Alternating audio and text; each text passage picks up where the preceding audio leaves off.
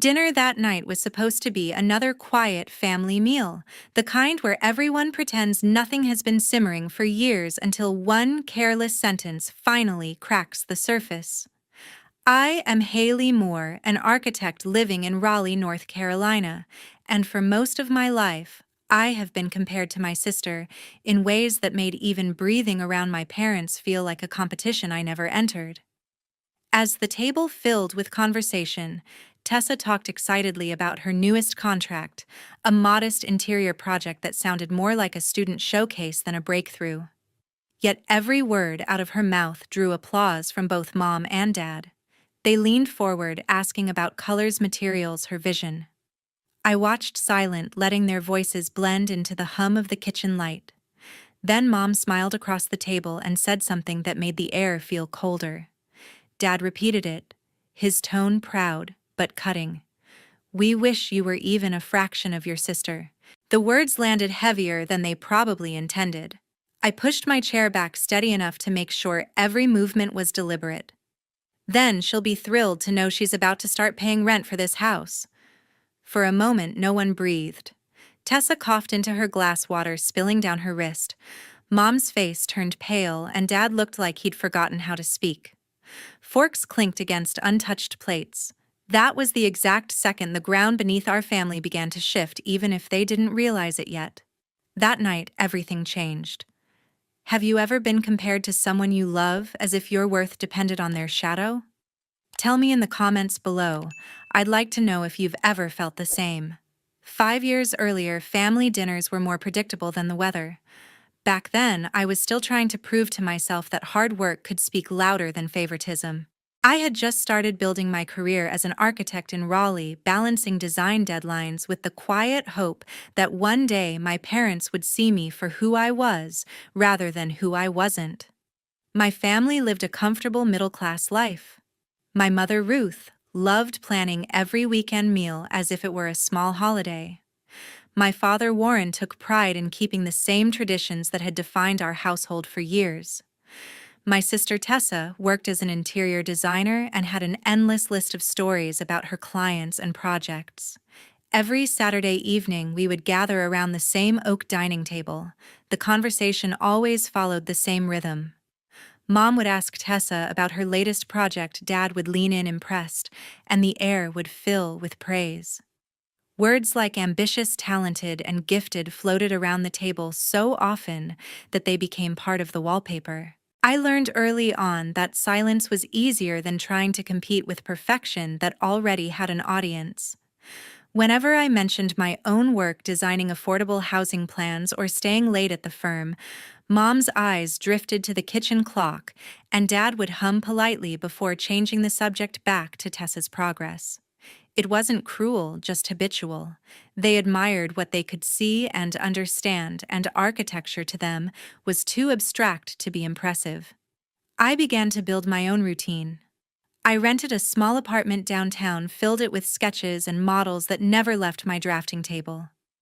My days were quiet but full, shaped by long hours and the satisfaction of creating something tangible. I didn't attend every dinner using work as an excuse, but part of me knew it was also self-preservation. Each missed meal was a small act of rebellion disguised as responsibility. Over time, the distance between us became a kind of safety. Tessa would still send cheerful messages inviting me to her design showcases or brunches with her colleagues, but I rarely went. Every event seemed like another stage where she sparkled under the family's attention, and I played the invisible understudy. I stopped trying to bridge the gap because every attempt felt like standing in front of a locked door and pretending I didn't notice the key was missing. Mom would occasionally call to check in, though her tone always carried subtle reminders. She would say things like, "Tessa's really moving forward," or, "You could learn something from her drive." I learned not to react. I told her I was happy for Tessa, and maybe part of me meant it. There was no fight left to have. Dad was the quieter one, but his silence spoke just as loudly. He would ask about my projects once in a while, yet his interest faded as soon as the answers became technical.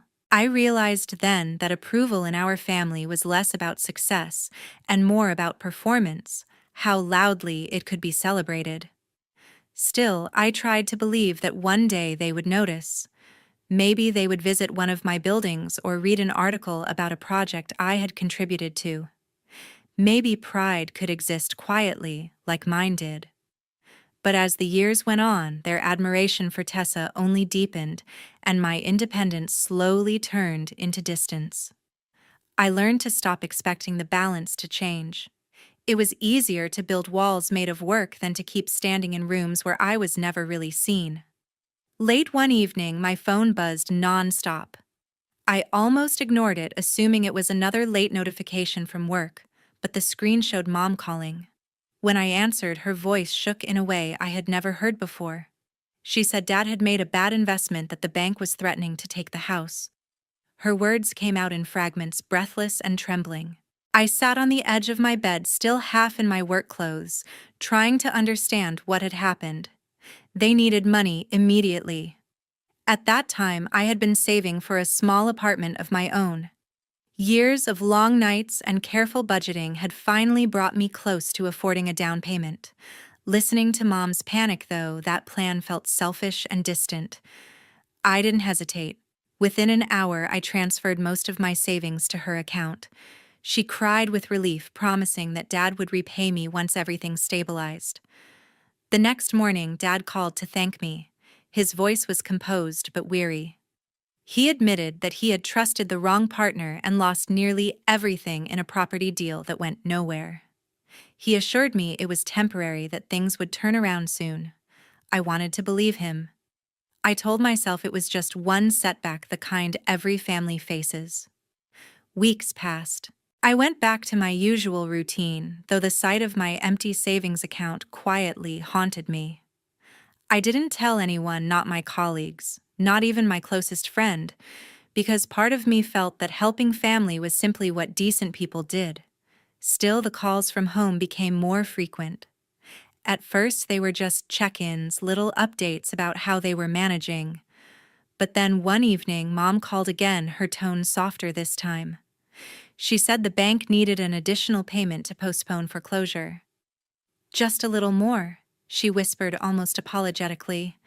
I could hear Dad in the background insisting that this was the last hurdle before things turned around. I stared at the spreadsheet on my laptop where my financial plans had been carefully mapped out and felt every number blur into meaninglessness. I transferred another large sum that night. After that, I stopped counting how much I had given. What mattered was that the house stayed in their name. They sounded lighter for a while, even cheerful. But the weight of those choices began to settle on me. Every time I looked at listings for apartments, the thought of starting over financially felt impossible. A few months later, I received a call from the bank itself. The representative said the family mortgage was still under review and asked if I would be willing to act as guarantor to prevent repossession. I hesitated. It was one thing to send money, another to put my name on a legal document. When I mentioned it to Mom, she said gently, "It's just paperwork, Haley. You're the responsible one. We need your signature so they take us seriously." Her words pressed on the part of me that still wanted her approval. Against my better judgment, I went to the branch and signed the papers. The banker congratulated me for helping preserve your family's home. I smiled weakly, not realizing that the ink on that form would tie me to their choices more tightly than I could imagine. Afterward, I told no one. My friends often talked about vacations, new furniture, or saving for retirement, and I would nod, pretending to share their excitement. Inside, I was still calculating interest rates and repayment schedules. I convinced myself that sacrifice was love, that someday my parents would recover, and we would all laugh about the difficult season we had survived together. I didn't yet understand that what I saw as loyalty was to them simply expected. That Friday dinner was supposed to be ordinary. I had not been home for several months, partly because of work, and partly because each visit left behind a residue of exhaustion that no amount of rest could fix. Still, when Mom called earlier in the week saying it would mean a lot if I joined, I agreed. I arrived in the early evening carrying a small bottle of wine as a peace offering. The house looked the same, but something about the atmosphere felt rehearsed, like everyone had been waiting for an audience. At the dining table, Tessa was already animatedly telling a story about her latest project. She had just signed a contract to redesign a small corporate office. It was a modest deal, but the way Mom leaned forward and Dad beamed made it sound like she had just been named architect of the century. They praised her creativity, her determination, her business sense. Each compliment landed with a quiet echo that filled the spaces where conversation should have lived. I smiled politely, cutting my food in silence. For a moment, I thought I could survive the evening by blending into the background. But then Mom turned toward me, her tone shifting into something sharp, yet casual. "Why can't you be more like your sister?" The words stung not because they were new, but because they were said as if the question had an answer that everyone already knew, but me. I looked up, trying to read her face, but she was still smiling, unaware of the small fracture her comment caused. Then Dad added, his voice calm but firm. "We wish you were even a fraction of your sister." The table fell silent for half a second, though it felt longer. I placed my fork down carefully, my hand steady despite the pulse in my ears. The years of biting my tongue had left me with nothing but quiet resentment that now demanded to be spoken. I looked directly at them and said, "Then she'll be thrilled to know she's about to start paying rent for this house." The sentence cut through the air like the crack of breaking glass. Tessa choked on her drink, coughing violently as the water spilled onto her plate. Mom's face drained of color, her mouth opening slightly as if to protest, but no sound came. Dad stared at me, eyes wide, his confidence crumbling into silence. I pushed my chair back slowly. The scraping sound filled the room louder than any argument could. I straightened my jacket and looked at them one last time. Nobody moved. Nobody spoke. Even Tessa, still clutching her napkin, looked stunned, caught between confusion and guilt. I turned and walked out. My steps echoed in the hallway, steady and deliberate. The front door clicked shut behind me, muffling whatever words might have followed. I didn't wait to find out. I knew if I turned back even for a second, I would be pulled into the same cycle of apologies and explanations that had defined our family for years. As I drove away, the house grew smaller in the rearview mirror until it disappeared completely. The night outside was calm, but inside something had shifted permanently. For the first time, I wasn't the quiet daughter keeping peace for everyone else.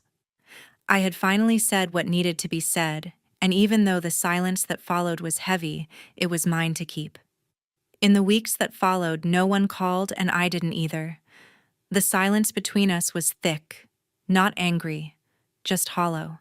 I told myself it was temporary, that they needed time to cool down, but deep down I knew it was something else, a quiet acknowledgement that the balance had finally shifted.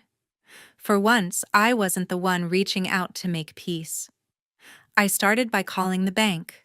The woman on the other end sounded surprised when I asked to remove my name from the guarantor documents. I explained that my financial liability was no longer valid and that any connection between my personal accounts and my parents' mortgage had to end. It took 3 separate meetings, 2 legal consultations, and an uncomfortable signature to sever that tie.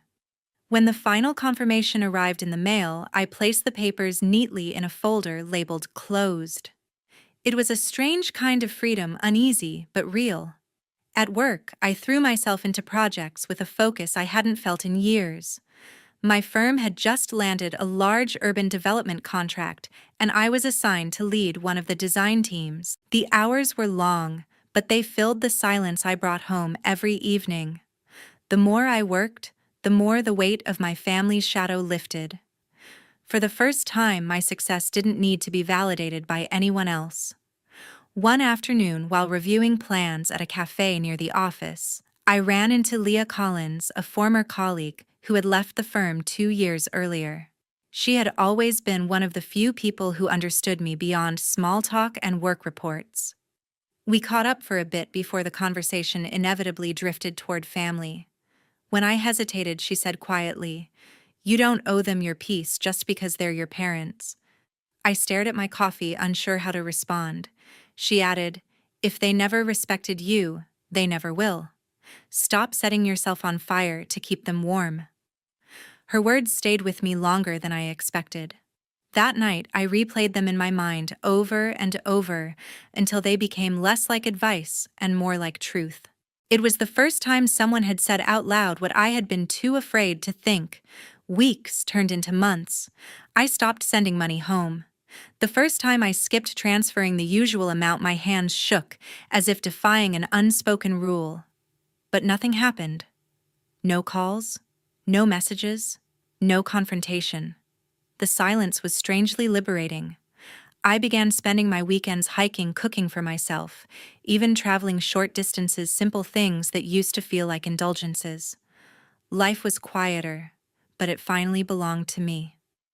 Then one morning, I received a text from a coworker. Are you okay? I saw something online. My stomach dropped. I opened my phone and saw a social media post circulating in local community groups. It was from Tessa's account. The caption read, "Some people forget where they come from." When your own sister abandons your parents after they saved her countless times, you start to question what family even means.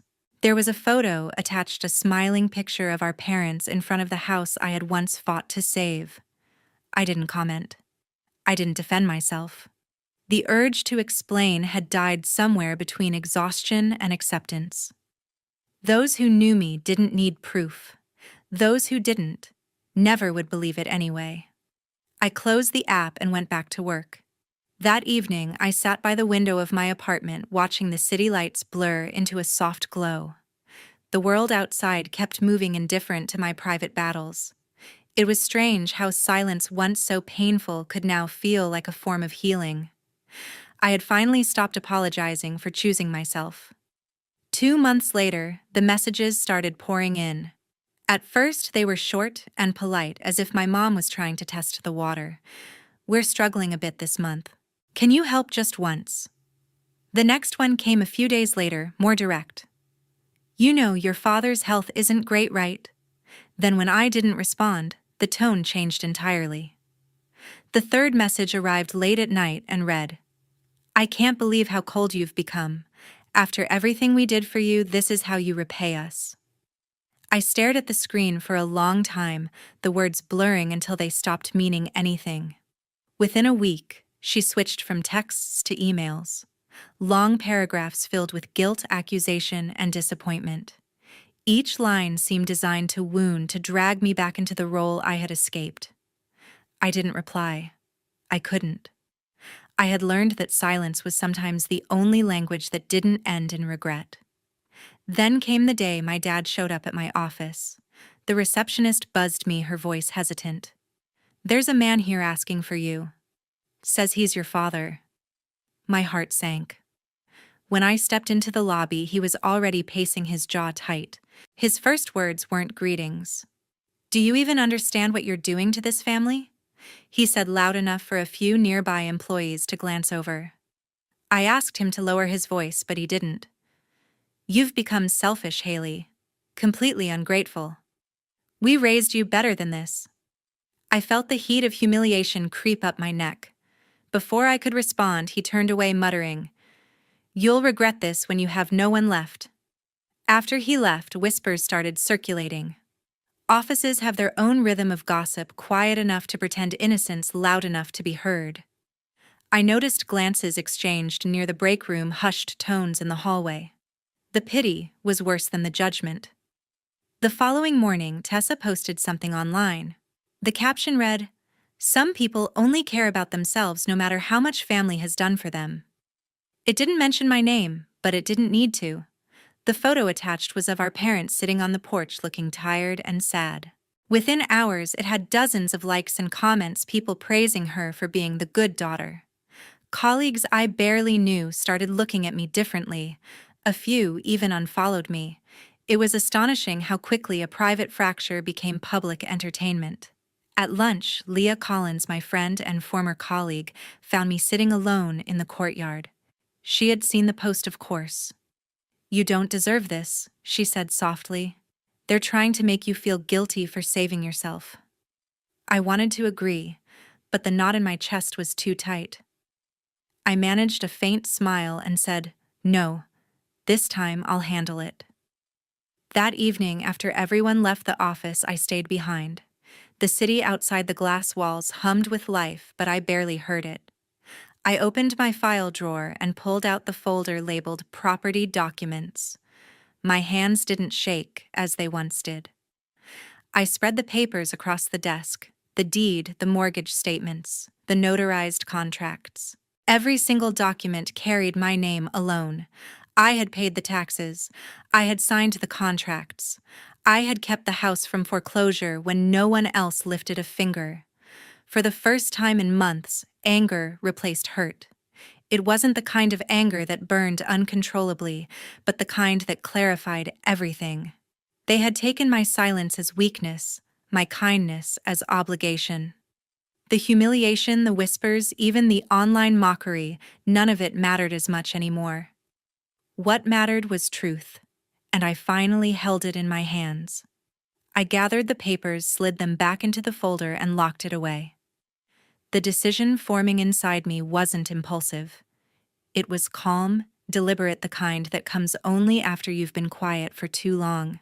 If they wanted to play this in public, then perhaps the truth belonged there too. On a warm Saturday evening, Tessa hosted a party to celebrate what she called her new milestone. The venue was a glass-walled hall in the city center, glowing with golden lights that reflected off champagne flutes and polished marble.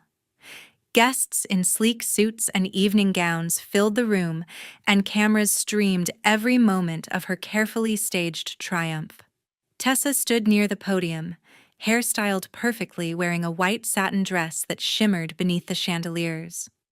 The backdrop behind her read, "From struggle to success, a journey of resilience."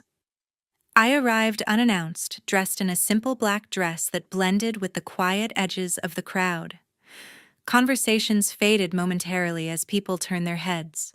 I felt their curiosity, as they whispered, recognizing me not as a guest, but as a ghost, from a story Tessa had already rewritten. In my hand, I carried a single folder, the same one that had rested in my desk drawer for months, holding the mortgage papers, payment records, and property deeds. Tessa's voice rang through the hall, warm and performative. "Every success begins with family," she said to the cameras. "I wouldn't be here without their endless support." I caught sight of Mom and Dad seated in the front row, both smiling proudly, the perfect image of parental devotion. The audience applauded. The live stream camera panned across the room, catching Tessa's confident smile. I stepped forward, cutting through the soft chatter, my heels echoing against the floor. When I reached the edge of the stage, the MC, confused but polite, leaned forward to ask who I was. I handed him the folder and said, "Play this instead." My voice wasn't loud, but it carried. A murmur rippled through the audience. Tessa's smile faltered as the large screen behind her flickered. A document appeared, the scanned mortgage agreement. Lines of text filled the display: property owner Haley Moore. Then came the receipts, one after another, each stamped "paid in full," with my signature at the bottom. The camera zoomed in automatically as the projector cycled through the evidence. Whispering spread through the crowd like a wave breaking in slow motion. Tessa froze. Her polished speech card slipped slightly from her hand. This isn't," she started, but the words stumbled. Mom looked down at her lap, her face drained of color. Dad pressed his lips together, eyes fixed on the ground. The silence was suffocating, so absolute that even the clinking of glasses stopped. I looked at Tessa, my voice calm but steady. "Success built on lies never lasts." For a moment, the sentence seemed to hang in the air like smoke. No one clapped. No one moved. The live stream camera continued rolling, capturing the raw stillness, a scene that no one would be able to edit away later. I turned and began walking toward the exit. The sound of my footsteps filled the space that applause was supposed to occupy. Behind me, I heard the faint hum of whispers returning, a mix of disbelief and realization. I didn't look back. There was nothing left to reclaim, no apology that could make the truth cleaner. Outside, the night air was warm and quiet. The noise of the city felt distant, almost merciful. I stopped for a moment under the soft glow of the streetlight, exhaling deeply. For years, I had been defined by what I gave away: my time, my money, my peace. Tonight, I had taken back something far more valuable: my voice. Weeks passed, and the silence that followed was louder than any argument. The video from that night spread across social media faster than I could have imagined. It wasn't my intention to humiliate anyone publicly, but truth has a way of finding its own audience. By the end of the week, the same people who had praised Tessa, my sister, for her resilience began deleting their comments. Her sponsors quietly withdrew their offers, and the interior design firm that had named her their rising star removed her photo from their website. She lost her biggest contract within days, and soon after, others followed. My mom and dad faced their own reckoning. Friends stopped answering their calls. The neighbors who once admired their perfect daughters now whispered about pride and deceit. They sold the house, the same one I had saved, and moved out of Raleigh quietly, leaving no forwarding address. I didn't feel joy hearing that. Just a strange emptiness, like watching a storm finally clear after it had already destroyed everything in its path. Meanwhile, I began again. I relocated to New York, where no one knew the story, and started my own architecture studio. It was small at first, a single room above a flower shop in Brooklyn, but it was mine. My first client was a couple rebuilding their home after a fire. I remember standing in the half-finished space, sunlight spilling across bare wood, realizing that building something from ruin wasn't just my profession anymore, it was my life. Months later, a journalist from a lifestyle magazine reached out for an interview. The headline read, "Haley Moore on Independence and the Power of Self-Respect." I didn't talk about my family. Instead, I spoke about boundaries, about how people mistake silence for weakness, and how choosing peace doesn't mean surrendering. The article went viral for all the right reasons this time. When the interview ended, the writer asked me off the record, "Do you ever think they'll apologize?" I smiled, not bitterly, just honestly. "Respect doesn't come from apologies," I said. "It comes from boundaries." Sometimes, when I walk through my studio at night, the city lights reflecting off the glass walls, I think of how far I've come, not in distance, but in dignity. Respect is built through boundaries. Sometimes the bravest act is walking away, not fighting harder. You can't teach people to value you by losing yourself to prove your worth. When you stop rescuing those who drain you, you finally rescue yourself. Freedom doesn't always arrive with applause. Sometimes it comes in quiet moments when you realize you no longer owe anyone an explanation for choosing peace. Thank you for staying until the end. If you've ever been unfairly compared, blamed, or made to feel small in your own story, share your thoughts below. Your experience might help someone else find the courage to set their own boundaries and reclaim their self-worth. Stories like ours remind people that healing isn't weakness, it's proof of strength.